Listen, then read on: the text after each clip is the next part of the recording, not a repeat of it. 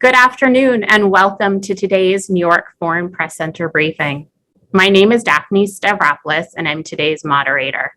It's a pleasure and a privilege to introduce our distinguished briefer, Grant Harris, the Assistant Secretary of Commerce for Industry and Analysis. Assistant Secretary Harris will discuss the National Travel and Tourism Strategy that the Department of Commerce released on June 6th. It lays out an ambitious 5-year goal of increasing American jobs by attracting and welcoming 90 million international visitors, who it's estimated will spend $279 billion annually by 2027. This briefing is on the record.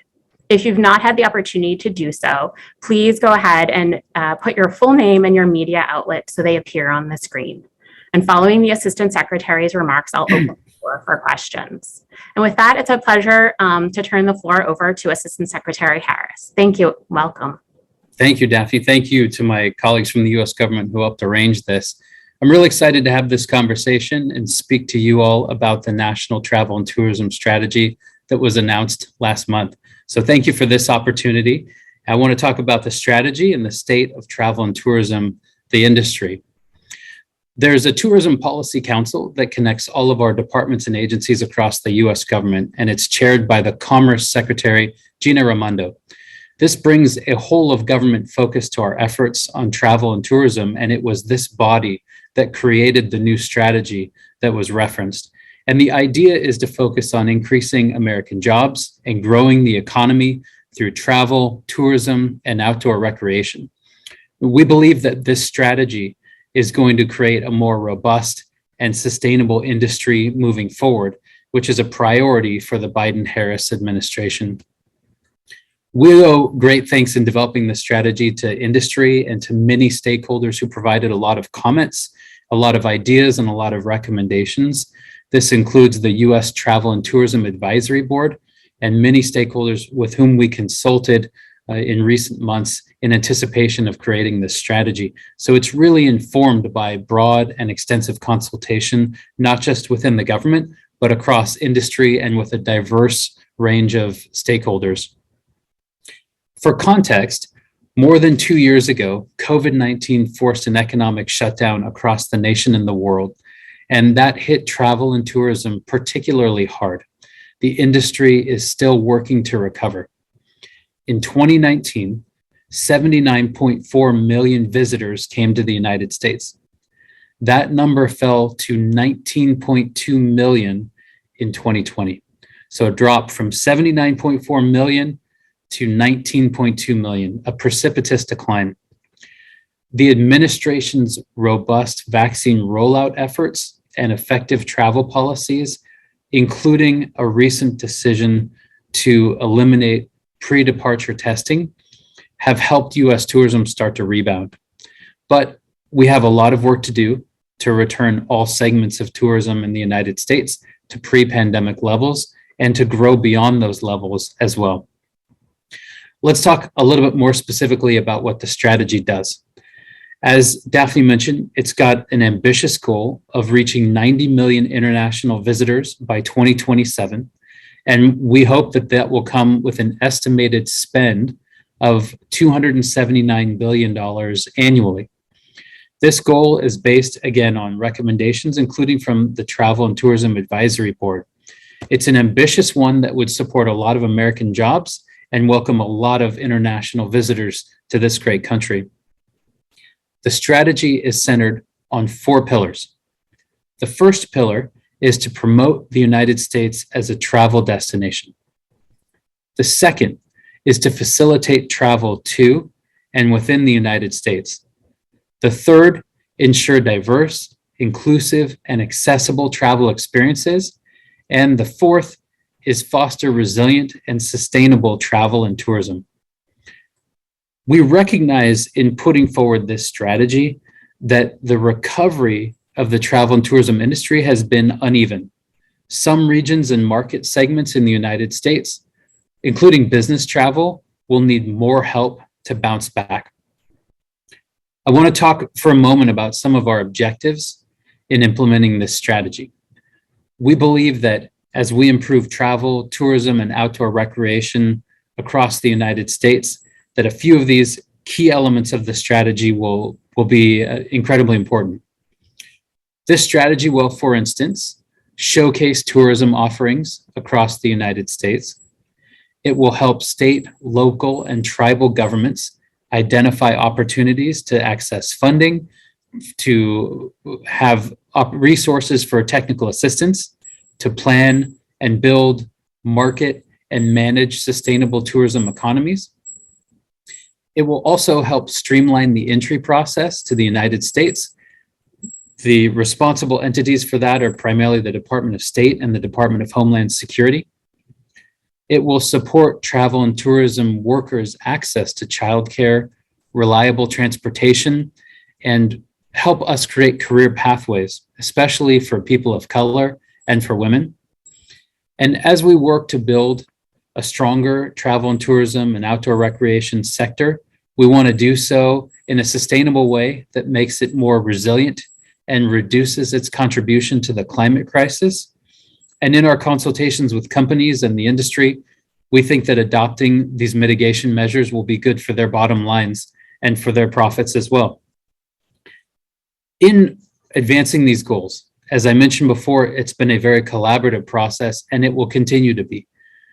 As we implement this strategy, we're going to be working with industry, labor organizations, state, local, and tribal governments, and Congress.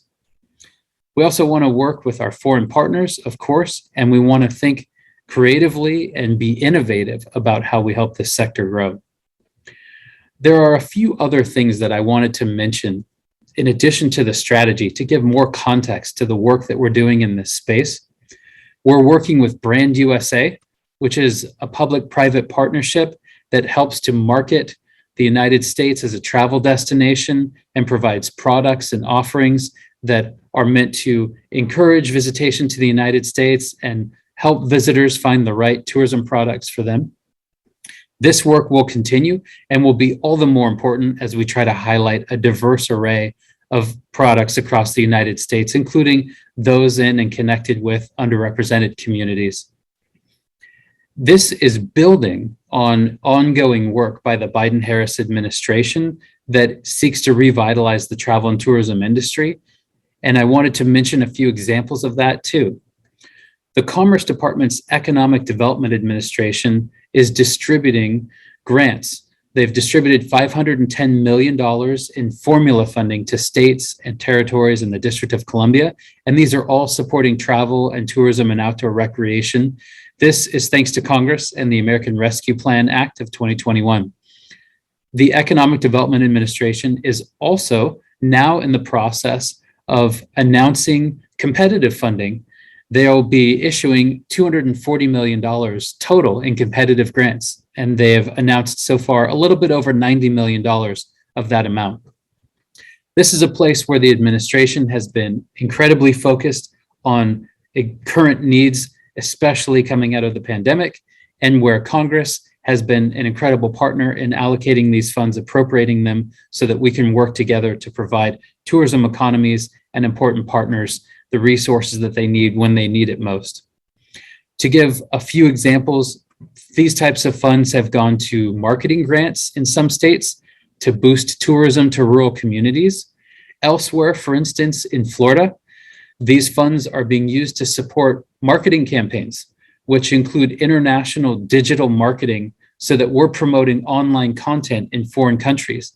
And to simplify this, it means helping states and other governments tell the story of what many amazing things are on offer for international visitors to come see and do when traveling to the United States.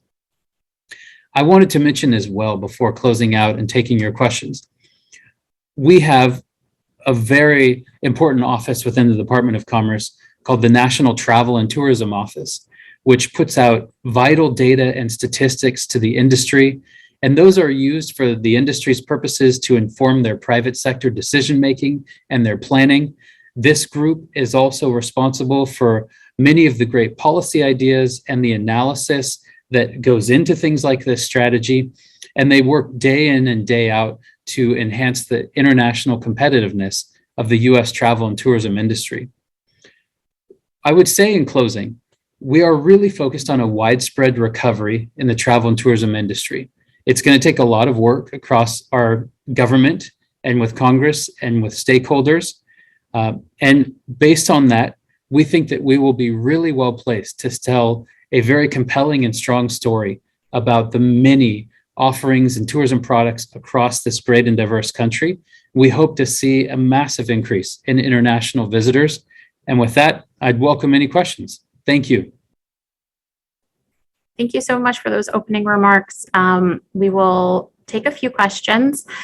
Please raise your virtual hand and wait for me to call on you if you have a question.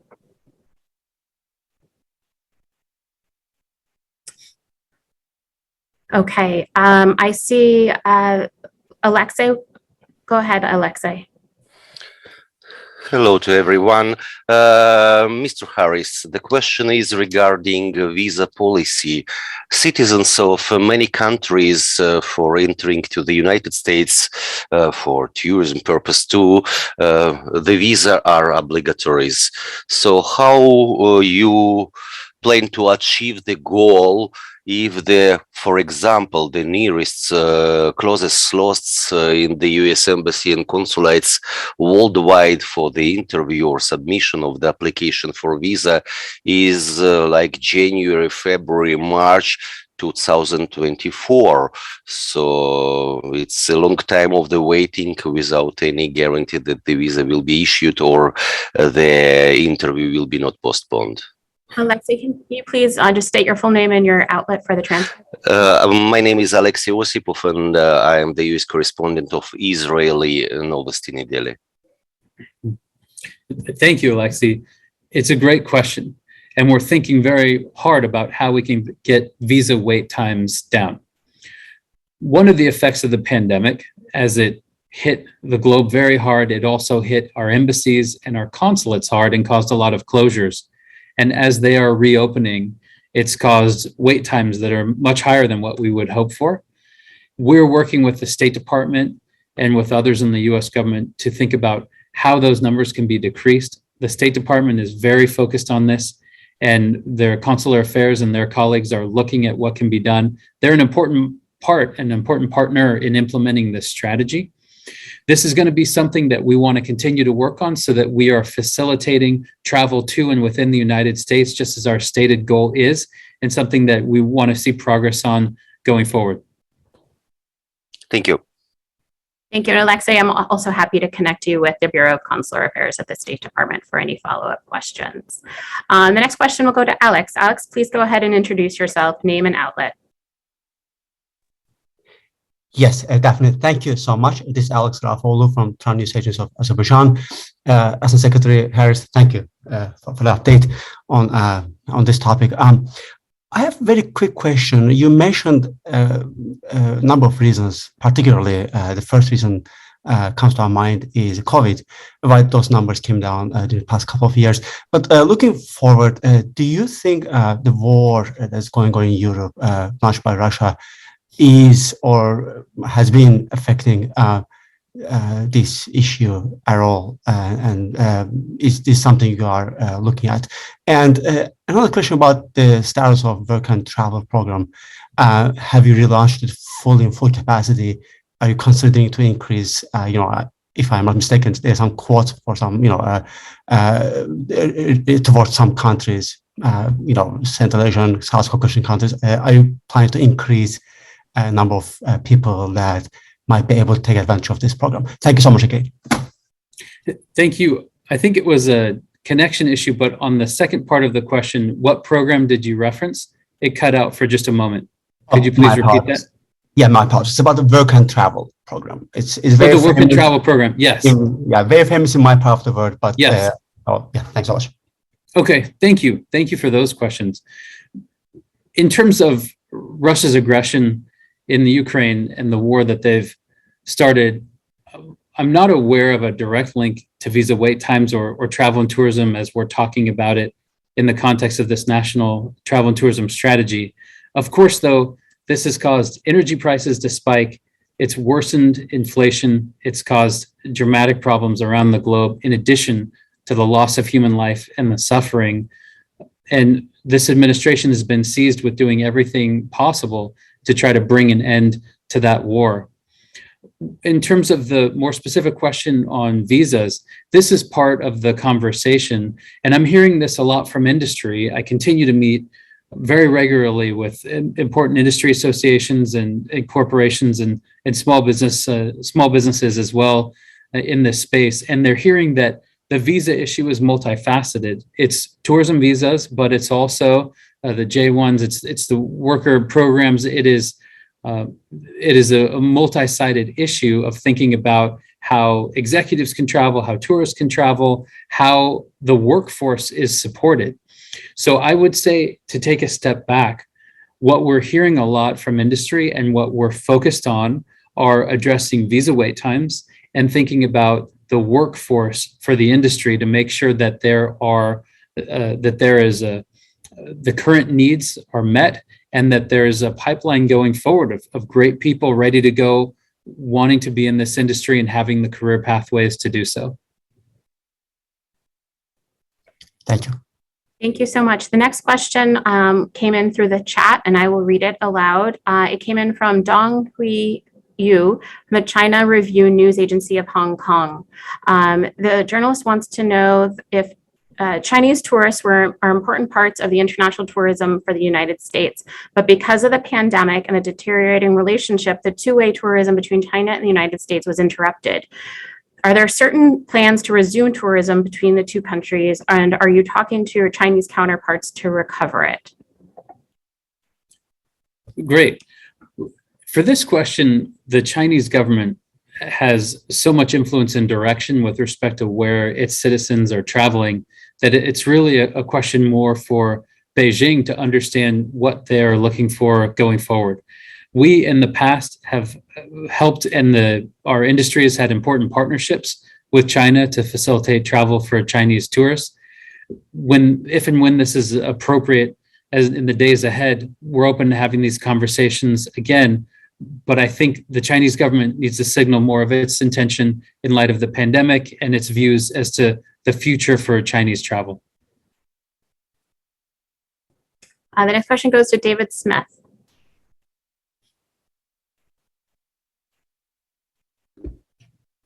Hello there. Hi. Two questions. One, I wonder, in your job, how concerned are you that America seems to get a lot of bad publicity these days in the media, whether it's gun violence, whether it's political polarization and images of January the 6th flashing around the world, or myriad other things.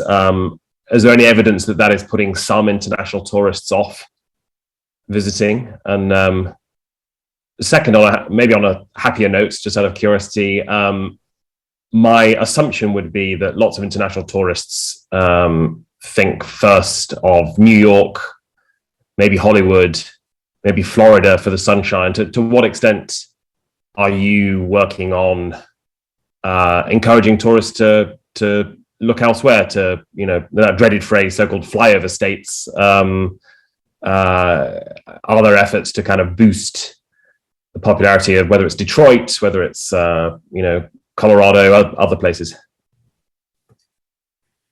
Two really important questions. On the first, we're seeing a lot of pent-up demand for travel to the United States, and we're really encouraged by that, particularly in the policies that we're undertaking with the vaccine rollout and having dropped the pre-departure testing. We anticipate seeing greater numbers of visitors coming, and we're really excited for that. That pent-up demand is not just our own analysis, but what we're hearing from industry across the board. With respect to the second question, this is a really important issue and an important aspect of the strategy. Our goal is to increase visitation across the board, but we specifically want to make sure that rural communities, underserved communities, less visited sites, that a diverse set of tourism products are at the forefront of what we're talking about. We are highlighting it all. And as we do it, it's not just about showcasing it and telling the story, but it is also about working with underserved communities and outdoor recreation sites to make sure that they're ready for higher numbers of tourists.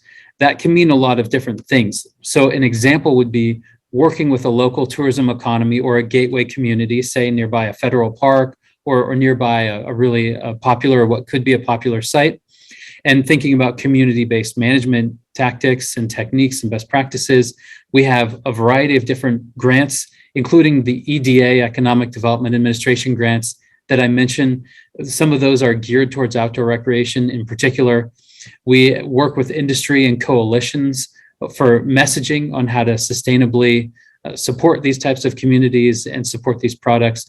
And so the short answer, though I've already made it a very long answer, the short answer is this is a focus because we want to increase visitation to all types of sites, and especially in underrepresented communities and outdoor locales.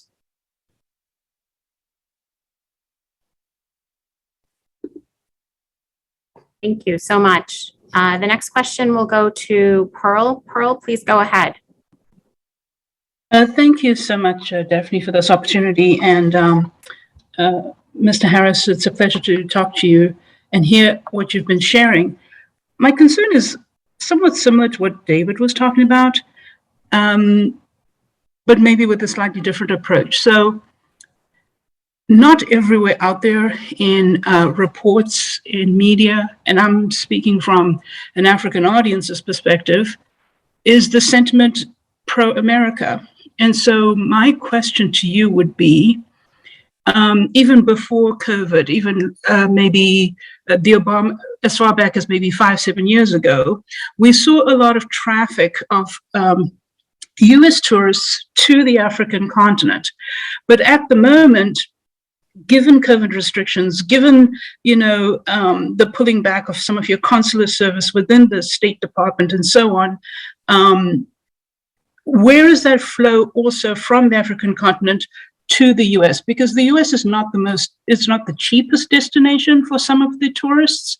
And like what David is saying, yes, the Big Apple and some of these bigger cities. So I'm interested to find out, what is it that your office and perhaps your public diplomacy colleagues are doing in terms of trying to change the narrative, the sentiment against the United States that may be out there, particularly with the younger population, of which Africa has a predominantly younger population. So perhaps try to let us know, what are you doing in other ways other than visa, changing this perception and then increasing this two-way traffic, particularly between the US and Africa? Thanks.